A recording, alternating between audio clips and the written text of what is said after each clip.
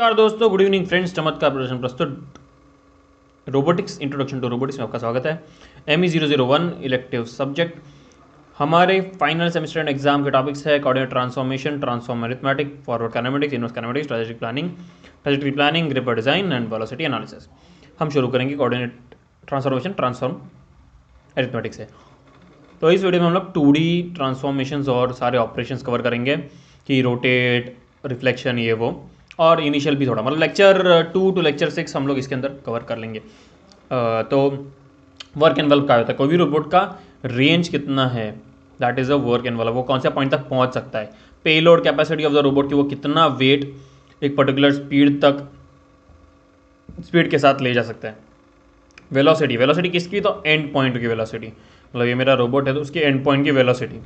Cycle time, मतलब pick and place का operation है तो उसने उठाया, ठीक है, उठाया, रोटेट हुआ, रखा और वापस पोजीशन पे आया, पूरे साइकिल का टाइम कितना है।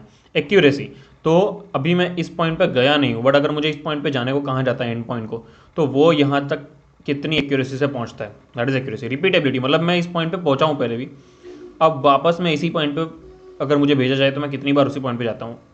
ठीक है, मुझे कमांड इस पॉइंट का दिया हो, मैं यहाँ पे पहुँच रहा हूँ, बट हमेशा उसी पॉइंट पे पहुँच रहा हूँ क्या, दैट इज़ रिपीटेबिलिटी। सब कुछ पोजीशन के रिस्पेक्ट में।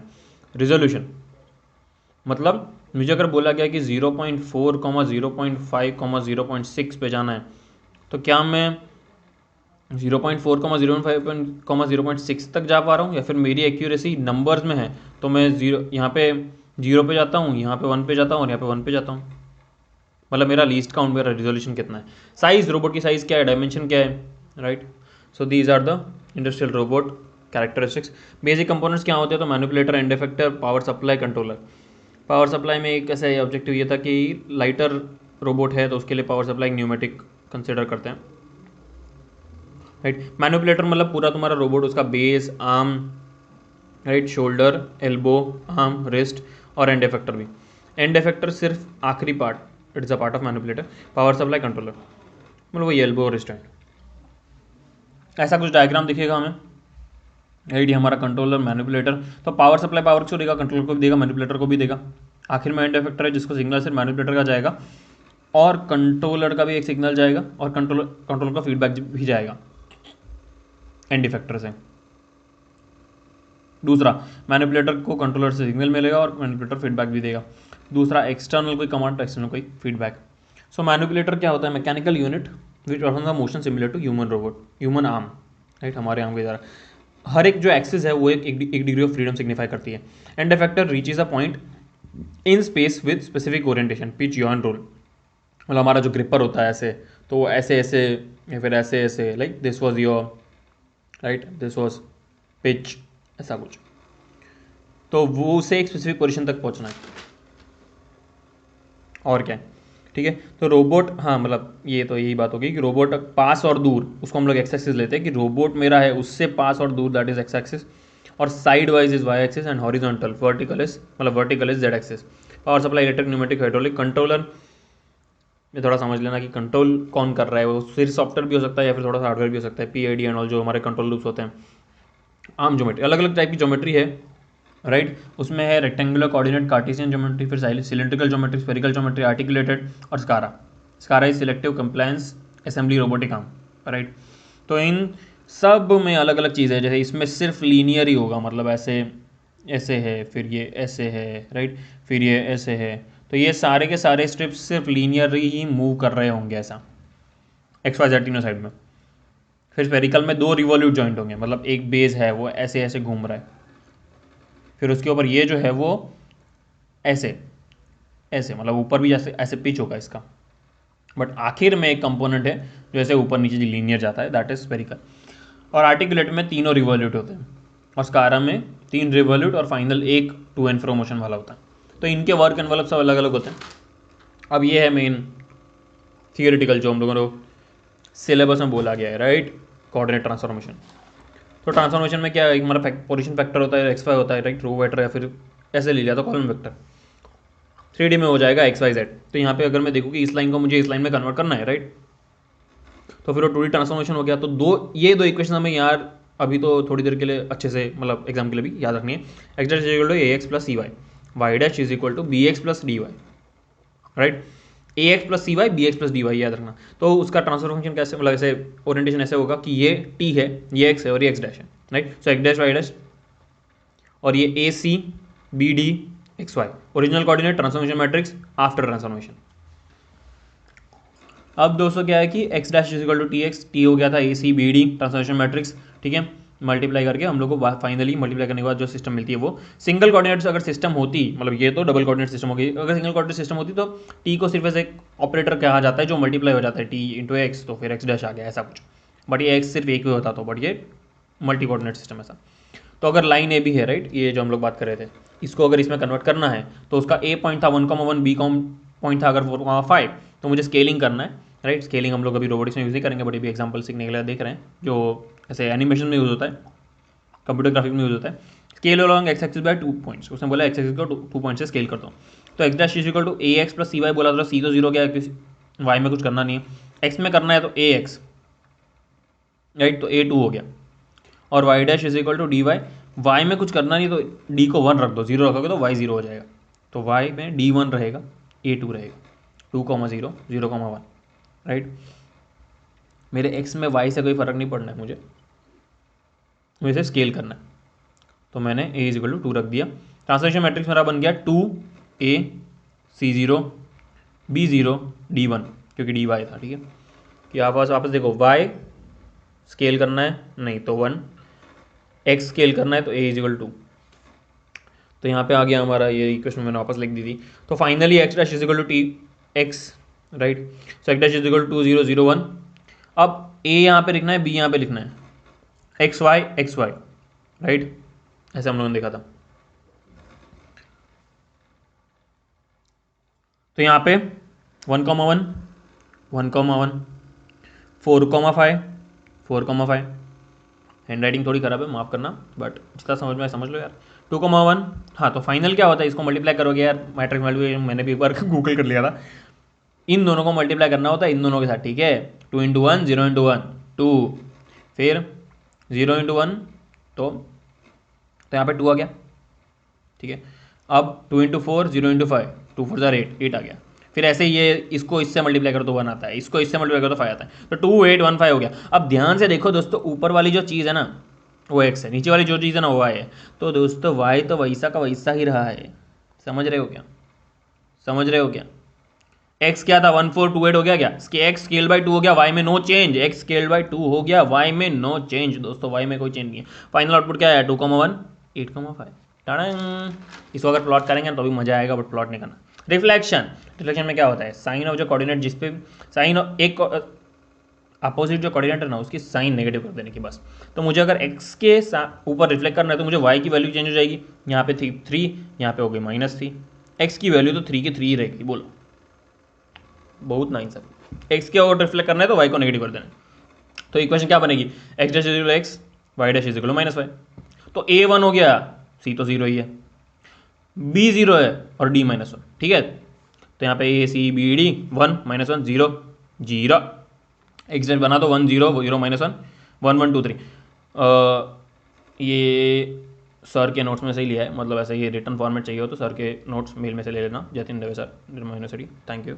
हाँ, तो x dash is equal to, तो इसका फाइनल भी वैसे ही आ जाएगा 1 0 1 1 1, ऐसा 1 1 1 2, तो ये 1 2 -1 -3, तो ये रिफ्लेक्शन बन जाता है दोस्तों। मेरे को प्लॉट मत करवाओ, यही रहा वैसे नीचे तो, ठीक है। ये 1 1 2 3 ले लिया था, वो इधर प्लॉट वैसे नहीं किया।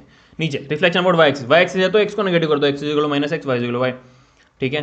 तो x में a -1 हो गया, यहाँ पे d1 हो गया, -1 0 0 1, वैसे ही कर देना। फिर रिफ्लेक्शन अगर y is equal to mx के अबाउट, मतलब ये थोड़ा सा याद हो जाना चाहिए हम लोग को फटाफट की, ये 1 -1 क्लिक ही हो जाए एकदम ही, कि अगर मुझे x के अबाउट करना है तो ये -1 हो जाएगा, y के अबाउट करना है तो ये -1 हो जाएगा।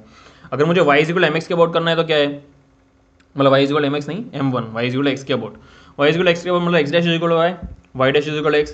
अगर y dash is equal to x dash is equal to y है तो x की इक्वेशन क्या है, ax प्लस cy, ठीक है। तो ax वाला तो a तो 0 करना पड़ेगा मुझे, y चाहिए इसलिए, तो c1 और यहाँ पे bx प्लस dy तो b1 c1 b1, तो ट्रांसफॉर्मेशन मैट्रिक्स मेरा वैसे ही बन जाएगा, समझ रहे हो क्या बनेगा ट्रांसफॉर्मेशन मैट्रिक्स 0 1 1 0, ठीक है, बना दिया ऐसे।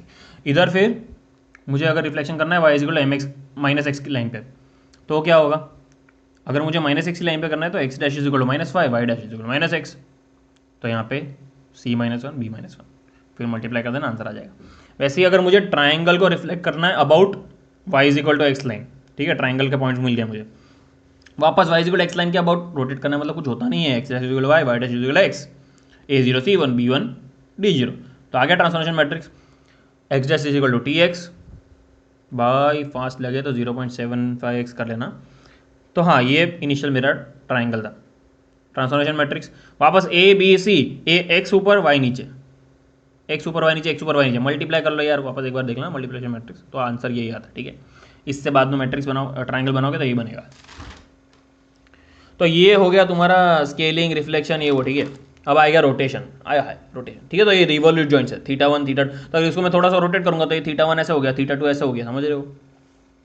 तो इसको समझने वाली बात थोड़ी सी, इसमें थोड़ा मजा आएगा, वाई एक्स, ठीक है, ये इनिशियल पॉइंट था P X Y, final point हो गया P dash X dash Y dash. ठीक है, इनिशियल पॉइंट में भी थोड़ा सा रोटेशन था, अल्फा था, ठीक है, फिर थीटा बढ़ गया, एम्पलीट्यूड गामा का गामा ही है, गामा बोलते थे, काउंटर क्लॉकवाइज एंगल देखने का, ठीक है, वो राइट हैंड रूल को तो भी है। Initial OP, final OP dash, original position vector after rotation position vector, theta rotation counter clockwise direction में देखने का, एक्स, हाँ तो अब नई इक्वेशन आ गया भाई रोटेशन में, X is equal to gamma cos alpha, Y is equal to gamma sine alpha, समझ रहे हो, एम्पलीट्यूड वो था कॉस साइन, तो यार याद कर लो थोड़ा सा। ठीक है, तो ये है, अब इसके अंदर एंगल थोड़ा बढ़ गया तो theta plus alpha, theta plus alpha, अब इसको बढ़ा दो यार, cos A plus B what, cos A cos B minus sine A sine B, ठीक है, और वैसे ही sine A plus B, cos A sine B plus sine A cos B, whatever. तो वैसे ही मैंने ये बड़ा कर दिया, ठीक है, सही है वैसे तो, क्योंकि सर में से दिखा है। तो अब इसमें से ये क्या है दोस्त, gamma cos alpha, gamma cos alpha क्या है, एक्स, गामा साइन अल्फा क्या है, वाई, बस। तो इसको x बना दो, इसको y बना दो, इसको x बना दो, इसको y बना दो, तो क्या आएगा, X dash equal X cos theta minus Y sine theta, Y dash equal X sine theta plus Y cos theta. एक बार भी ऐसा थोड़ा थोड़ा इंपॉर्टेंट पॉइंट लिख लोगे तो याद हो जाएगा, X dash Y dash cos theta minus sine theta cos theta X Y. ठीक है, ये डिराइव करना पड़ेगा कि नहीं पता नहीं, बट फाइनल यही इंपॉर्टेंट है हमारे लिए, ये जो इक्वेशन बनता है वो। तो ट्रांसफॉर्मेशन मैट्रिक्स क्या बन गया, cos theta minus sine theta cos theta. ठीक है, और काउंटर, हाँ इतना याद रखा, काउंटर क्लॉकवाइज जो एंगल होगा ना उसको पॉजिटिव गिनना है हम लोग को, तो यही मतलब यही हो गया यार, A cos theta B sine theta, A cos theta C minus sine theta B sine theta D cos theta. ठीक है, और हाँ ये जो तुम्हारा ट्रांसफॉर्मेशन मैट्रिक्स बना है उसका अगर डिटर्मिनेंट लोगे ना, cos square plus sine square 1 हो जाएगा, समझे क्या। दूसरी बात, तो इसका जब ये है तो प्योर रोटेशन अगर है तो एक थीटा अगर मैंने एज्यूम किया 60 क्लॉकवाइज, 60 क्लॉकवाइज मतलब क्या, काउंटर क्लॉकवाइज पॉजिटिव है तो थीटा माइनस 60। ठीक है, तो 0.5 माइनस 0.86 0.86 0.5, तो आउटपुट उसका 1 आता है। अब मैं ये देखता हूँ कि टी इंटू टी ट्रांसपोज क्या होता है, तो टी ट्रांसपोज हो जाएगा उल्टा उसका, ये हो जाएगा उसका टी ट्रांसपोज, तो उससे जो आउटपुट आता है वो भी 1 ही आता है। ठीक है, आइडेंटिटी मैट्रिक्स, तो टी इंटू टी ट्रांसपोज, तो ये हम लोग याद रखेंगे बाद में के लिए कि प्योर रोटेशन अगर है तो ट्रांसपोज सेम रहता है। ठीक है, अगर ट्रांसपोज की वैल्यू भी सेम होती है, और टी इंटू टी भी 1 होता है, टी इंटू टी ट्रांसपोज भी 1 होता है। तो इस बार हम लोग एक ट्राइंगल को लेंगे, उसको रोटेट करेंगे। ठीक है, तो रोटेट करने के लिए क्या था, cos theta minus sine theta cos theta, तो ये रोटेट 90 डिग्री बोला है, मान लिया मैंने सीसीवी काउंटर क्लॉकवाइज दिया है, वो नहीं है तो ठीक है, तो पॉजिटिव ले लिया बस, तो टी आ गया, वैल्यू लग दो A B C X Y बस, जो नई वैल्यू आई वो आई, देखो रोटेट हो गया, प्लॉट करोगे तो पता चलेगा, इसे नहीं देखने का, इधर देखने का। अब नई समझने वाली बात है कि मेरे को करना क्या पता है, मेरे को अभी ना ओरिजिन चेंज करना है।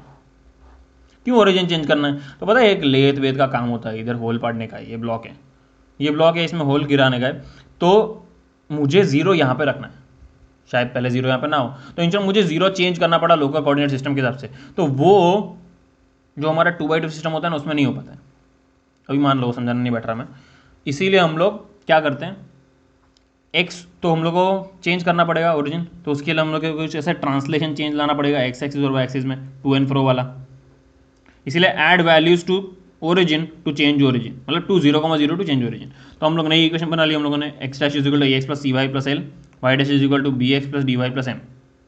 ठीक है, तो इस बार हम लोग को इतना समझो पहले, तो इतना ही देखो। ठीक है, इतना ही देखो। तो क्या था, X dash Y dash A C L B D L B D M, मतलब इतना तो था ही। एल एम मुझे डालना पड़ा क्योंकि मुझे ट्रांसलेशन करवाना था। अब अगर आउटपुट में मुझे एल एम का आउटपुट चाहिए तो यहाँ पे मुझे 1 डालना पड़ेगा, और यहाँ पे मैंने 1 डाला है तो L H S equal R H S करने के लिए यहाँ पे 1 लिखना पड़ेगा, तो ये 0 0 1 भी आ जाएगा।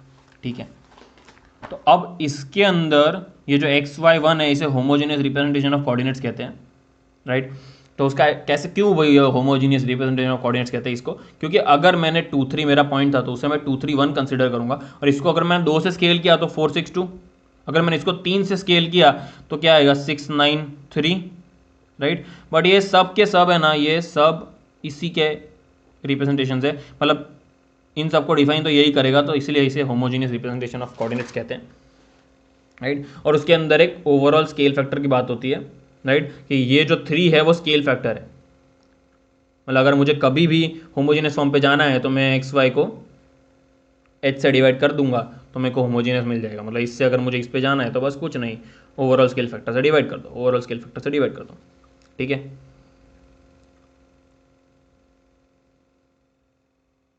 अब वही मतलब अगर 2D में तुमको ट्रांसलेशन भी डालना है तो नया ट्रांसफर फंक्शन क्या बन गया, ए बी सी डी तो था ही, एल एम डाल दिया, 0 डाल दिया, 0 डाल दिया, 1 डाल दिया, तो ये ABCD कहाँ हेल्प करेगा, स्केल रिफ्लेक्शन रोटेशन, ये हेल्प करेगा ट्रांसलेशन में। एक्स डैश वाई डैश 1, तो अभी दोस्तों समझने वाली बात ये है कि ये जो मैंने मस्ती की ना, ये हम लोगों ने क्या मस्ती की, नया बना दिया, ठीक है, 1 डाल दिया इधर, ये सब क्यों किया कि मुझे ओरिजिन शिफ्ट करना था, क्योंकि यहाँ से अगर मुझे लेथ का मशीन चालू करना है, ये अलग रेफरेंस लेना है तो ओरिजिन शिफ्ट करना है। तो अभी ये जो नया सिस्टम बना है X dash Y dash 1 A C B D L M 1 0 0 0 0, इसके अंदर मैं ओरिजिन को शिफ्ट कर सकता हूँ। कैसे, तो वही बात है कि ये ट्रांसफॉर्मेशन मैट्रिक्स था, पहले ओरिजिन 0 0 पे था, 0 0 1 पे, ठीक है, ये 1 नहीं डालेंगे तो गलत हो जाएगा। तो ये एल एम शिफ्ट करना था, तो उतना शिफ्ट हो जाता है ओरिजिन, जो हम लोग ये करते थे। होमोजेनियस ट्रांसफॉर्मेशन मैट्रिक्स, ठीक है, तो ये हमारा होमोजेनियस ट्रांसफॉर्मेशन। तो आप लोगों ने जो 2D में देखा था कि रोटेशन का क्या मैट्रिक्स था, वैसे अभी होमोजेनियस ट्रांसफॉर्मेशन मैट्रिक्स में क्या मैट्रिक्स बनेंगे, तो टी में तो था ही ए बी, हो गया A C B D L M 1 0 0। Rotation के लिए क्या बनेगा, तो cos theta minus sine theta cos theta वो सबसे में 0 0 1 एक यहाँ पे आ गया 0 0, ठीक है। ट्रांसलेशन में क्या बनेगा, अगर सिर्फ ट्रांसलेशन मुझे करना है, ठीक है, तो ये कॉस थीटा साइन थीटा भूल जाऊँ, अब यहाँ पे ये होता है, क्या होता है, ए सी बी डी, मतलब वो यहाँ से यहाँ पे आए हो, तो ए सी बी डी क्या था, A1 हो गया, क्यों, क्योंकि X dash is equal to A X plus C Y plus L.